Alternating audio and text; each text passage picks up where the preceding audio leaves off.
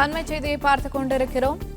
வரும் IPL தொடருக்கான Chennai super Kings அணிக்காக Rajasthan captain Sanju Samson வாங்கப்பட்டார் என்று தகவல் வெளியாகியுள்ளது. இது குறித்த கூடுதல் விவரங்களை எமது செய்தியாளர் மகேந்திரன் வழங்க கேட்கலாம். வணக்கம் மகேந்திரன், விவரங்கள் என்ன? வருகிற 2026 IPL தொடரில் விளையாடுவதற்காக சஞ்சு சாம்சனை சென்னை அணி வாங்கியிருக்கிறது. அதிகாரப்பூர்வமான தகவல் தற்பொழுது அந்த அணியின் தளத்தில் வெளியிட சஞ்சு சாம்சன் ராஜஸ்தான் அணியின் கேப்டனாக செயல்பட்டவர். அவரை வாங்குவதற்காக சென்னை அணி தனது 12 ஆண்டு காலம் 12 IPL தொடர்களில் சென்னை அணியில் விளையாடிய ரவீந்திர ஜடேஜாவை ராஜஸ்தான் அணிக்கு வழங்கியிருக்கிறது. அது மட்டுமின்றி சென்னையில் விளையாடி இருந்த சாம் கரனையும் ராஜஸ்தான் அணிக்கு வழங்கி சஞ்சு சாம்சனை சென்னை அணி வாங்கியிருக்கிறது.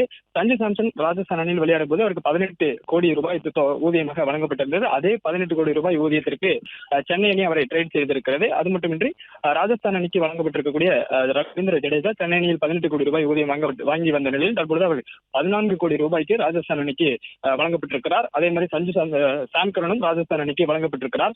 இது மிகப்பெரிய ட்ரேடாக பார்க்கப்படுகிறது. கிட்டத்தட்ட பல்வேறு பொறுப்புகளில் ரவீந்திர ஜடேஜா விளையாடி இருக்கிறார். அணியின் கேப்டனாகவும் விளையாடி இருக்கிறார்.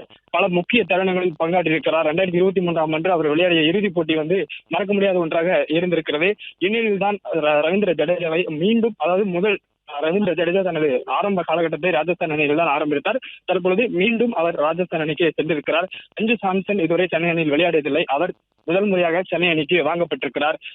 சஞ்சு சாம்சனை வாங்குவதற்காக சென்னை அணி ரவீந்திர ஜடேஜா மற்றும் சாம் கரன் ஆகிய 2 வீரர்களை ராஜஸ்தான் அணிக்கு வழங்கியிருக்கிறது.